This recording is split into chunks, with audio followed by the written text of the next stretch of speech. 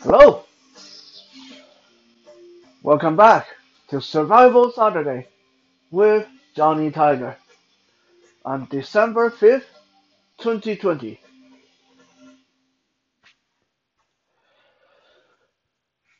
Quite often, when we are teaching martial arts or self-defense, we get caught up in the mindset that we are teaching someone like ourselves. We're teaching someone who wants to be like ourselves.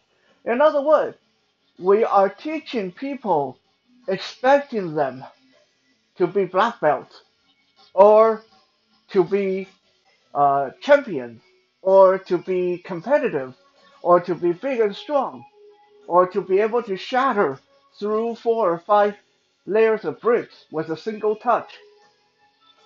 Not that we all can do all those things, but whatever we tend to be ourselves, we have that expectation for a student. And it is because of that that we often neglect to realize that there are a lot of people that will come for training. Maybe they only have money for 1 month of training. Maybe they'll only do this for a couple of weeks and then quit. Maybe they'll stay with us for 10 years, but they just don't want to work that hard. Maybe for them it's more of a hobby. It's not life or death. It's not a career. No matter what the reason is, we can expect a large percentage of students that come to us actually are not us. They will not be us. They don't want to be us. They don't need, they don't want to train like we do.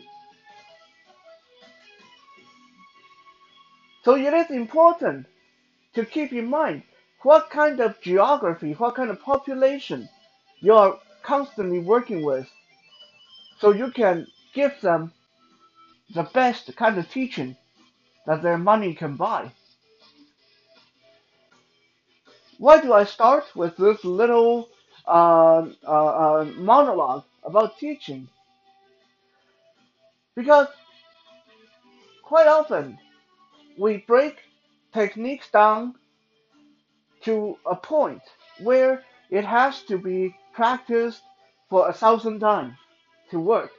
Quite often we do techniques again, again, and again, and again.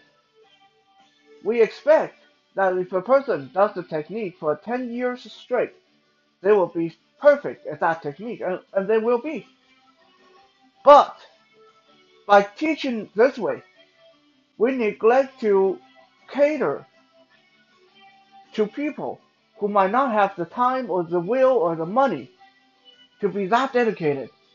So if you go to class and you are teaching that super complicated escape from headlock, and this student quit after a month, I can almost guarantee you that after 6 months, he or she will not remember how to do this escape from headlock, especially from a serious attacker. This is why when I'm teaching, I try to remember to interject matters of principle into the teaching, because I believe that if I show you 100 techniques, it's going to take you 100 years to get good at all of them. But if I show you one principle, why this works the way it does, then armed with this one principle, if you want, you can actually go home, work on it yourself, and you might be able to come up with 5 techniques of your own based on this one principle that I don't have to teach you. Now, if I'm not there to teach you, if you decide to leave after a month, as long as you keep this one principle in mind, you can benefit from that for the rest of your life. So today, we're going to be talking about something a little bit more principle based, as we did in last week's episode, Speed of a Puma. Because I believe that if you understand how things are done, how things work, why they work, then the rest is just up to yourself.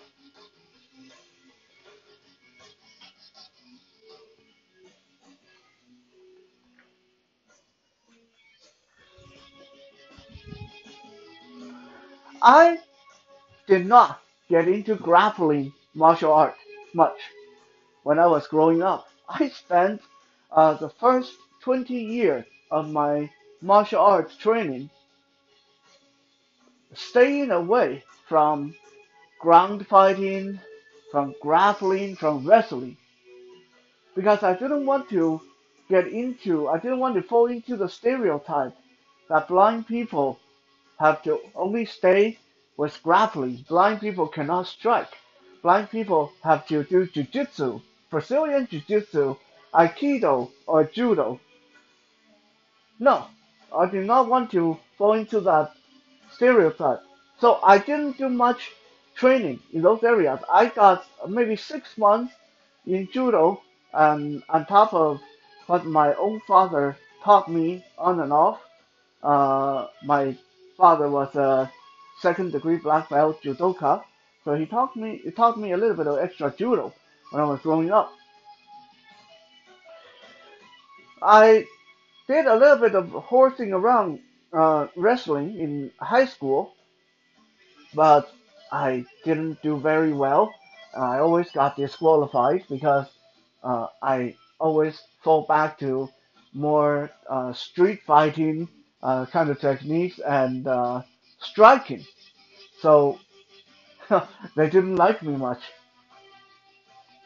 And even when I finally got into MMA, I only did Brazilian Jiu Jitsu up to blue belt. But despite of having so little training in judo, so little training in Brazilian Jiu Jitsu and wrestling, I have always been told, even by black belts in Brazilian Jiu-Jitsu, judo, wrestling, and stuff. I've been told by coaches, I've been told by sensei, I've been told by semi-professional, competitive fighters that I am one of the hardest person to wrestle. I'm one of the hardest person to take down and to submit and to throw. Me, being half deaf, totally blind, 6 months of judo, and blue belt in Brazilian Jiu Jitsu. Me being one of the hardest people, these professionals, high ranking athletes found that they need to throw or take down and stuff like that. I'm not standing here saying this so I can say that I am better than judo, I'm better than Brazilian Jiu Jitsu. No, I'm definitely not. I know that there are a lot of judokas and Brazilian Jiu Jitsu people out there that if I go up against them and, eventually they'll find a way to kick my butt. But I am here to say that if me, someone who is totally blind, partially deaf, with so little training, can be that difficult to wrestle or take down or grab, you can be too. All you need to do is understand the principle and train accordingly. Maybe part of the reason why I'm so hard to take down or throw is because being a striker, I knew that if I let people take me down, if I let people throw me, I would have very little chance of being able to hold my own on the ground or getting back up. So I trained and trained and trained and trained how to stay on my feet. I trained against people who knew how to throw. I trained against people who knew how to choke. I trained against people who knew how to do takedowns, just so I knew what to expect. And also, I learned the four most important things you need to know for you to be as slippery as an eel, to be hard to grab, hard to take down. And today I'm going to share these things with you.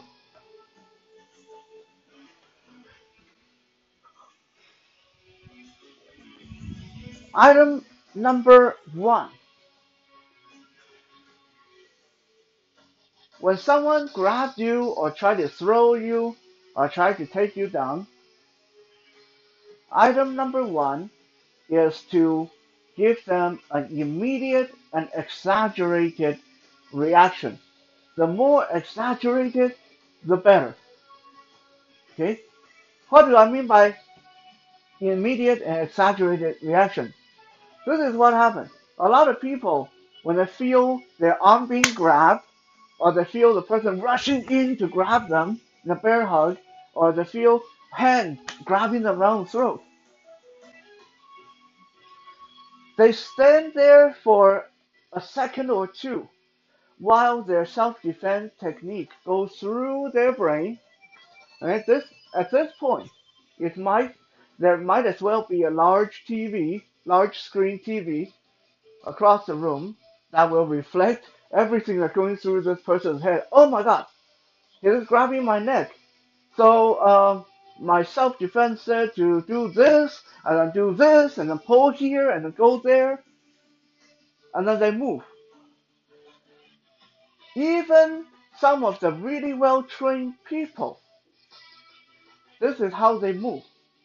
The person grab, and then the reaction is like grab, move, move, move, move. Okay, that's pretty cool. That's pretty cool. On the practice ground, in a real situation, especially against someone who's trained bigger, stronger, whatever, that's not good enough. What I need from you for point number one is immediate, exaggerated reaction. It doesn't have to be the right reaction, but give them a big reaction. Imagine if you're standing totally relaxed in the room, in the dark, you don't know what's around you, and someone or something suddenly bites you as hard as it can on the inside of your side. Okay? Close your eyes and imagine that for a second. You're in the dark, you don't know what's around you, you're standing there, suddenly something bites you as hard as it can on the inside of your leg. Would your reaction be feeling the bite and then, ow? Or would it be more like feeling the bite, ow? Probably the latter. Okay? Probably the latter. No thinking, no contemplating, feel it, react. Feel it, react, and react big. That is the first thing that's going to make you really hard to grab. Because people, especially if people see you do that a few times, inside their head, inside their mind, they're already kind of spooked. They know as soon as they grab you, you might make a really loud noise, or you might jump really high, or you might hit them really hard. Okay? Beat them on a psychological level before you beat them on the physical level. And this will make the physical level so much easier. So, when you feel someone try to rush you, grab you, wrestle you, choke you, big, immediate, exaggerated reactions. I'm not talking about technique, just react. Okay? Loud noise, big movement, hard hits, jump high, jump away, whatever. Big reaction.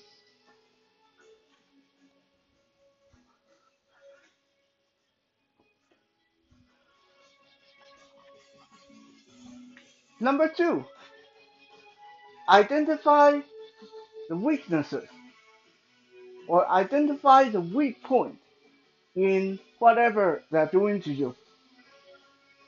What do I mean by that? Every way someone grabs you, there is at least one weak point. For every chain, there's a weak point. For every armor, there's a weak point. There's a chink in every armor.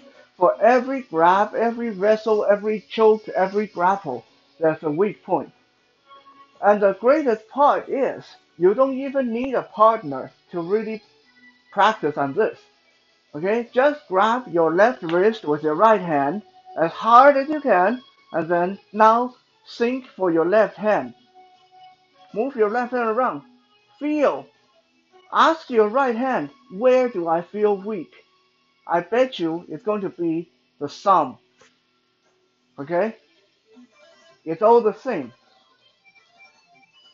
If you put your arm around someone's neck and give them a nice solid headlock, where is the weak point?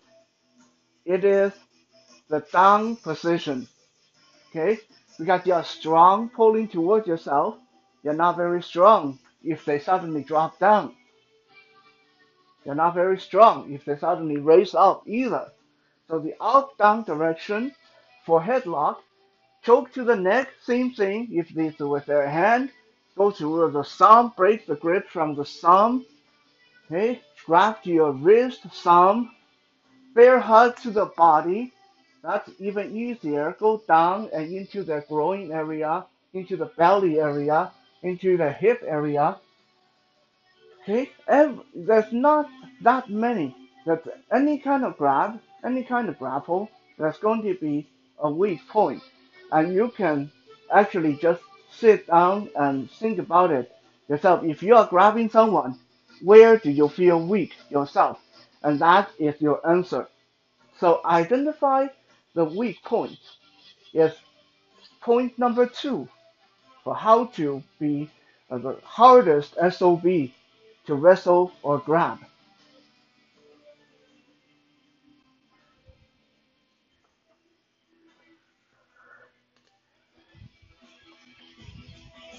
Point number 3, go with the flow.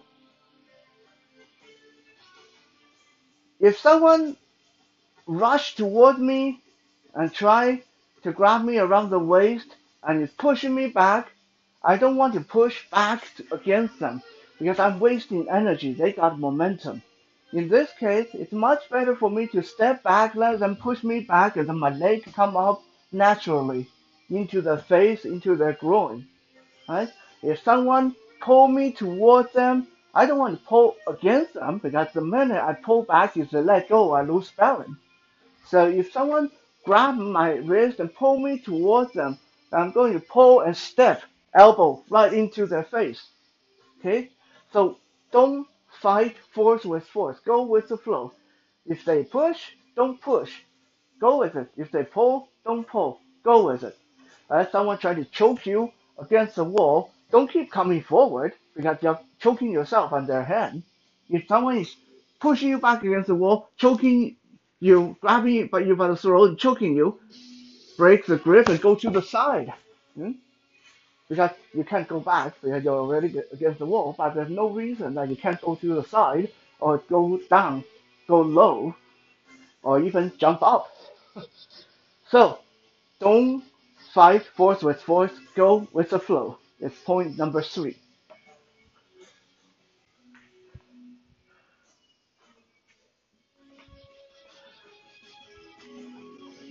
Point number 4, and this is perhaps the most important of all 4 points. If you can't master the first 3, at least keep point number 4 in mind. Because this one is natural, this one works almost all the time. No technique works all the time, but this is one of those things that are going to work almost all the time. I would say 97% of the time. Okay? Now, unless you're going out there and causing a lot of trouble for a lot of people, I think 97% of the time it's a very good odds. If you only ever get into one fight in your life and you happen to run into that 3%, this doesn't work, then it's fate, it's destiny. But yeah, point number 4, harsh, immediate retaliation. Harsh, immediate retaliation. You can even exchange the word retaliation for punishment. But the bottom line is a scorpion is maybe 100 times smaller than a human being. But why do most of us don't want to grab a scorpion with our bare hand? Because the moment you try to grab it, it will sting you, it will jab its stinger right into your hand, it will pinch you with its pincer. Even a crab, okay, a scorpion is poisonous, venomous. A crab is not. We eat them all the time. But how many people really want to reach into the tank and grab a crab with their bare hand? Unless you're a professional and know how it's done, you most likely don't want to do it. Because again, the moment you do that, the crab is going to snatch its pincer around your hand, finger, whatever, and it's going to hurt. So, if tiny creatures like crabs and scorpions and wasps and bees and tarantulas and half a thousand other little animals can do it so that even someone as big as we are don't want to grab them, you can too. And the key is that immediate and harsh retaliation. Someone reached to grab my neck. Let's say I don't want to mess with complicated, fancy techniques to escape this. Okay, let's say I don't really notice any weak point in his grip. I don't know how to figure out going with the flow. That's okay. The moment he put his hand around my throat, remember point number one, big exaggerated reaction, and then point number four, harsh retaliation. The moment you feel that hand, bam, okay? The minute you feel that hand, boom, knee into the groin. The minute you feel that hand, boom, step onto the ankle, stomp on the toe, headbutt, okay? Go crazy, go nuts. It's okay. Unless you're training with a partner, then play by the rule, please. But if you're out there, if it's a live fire kind of drill, sparring, then yeah, the moment you feel it, think of it like how a scorpion would. Right? You might not be able to escape, but you can at least make this person pay for it. And believe me, again, after a while, after seeing this done a few times, a lot of people will find it really difficult to grab you.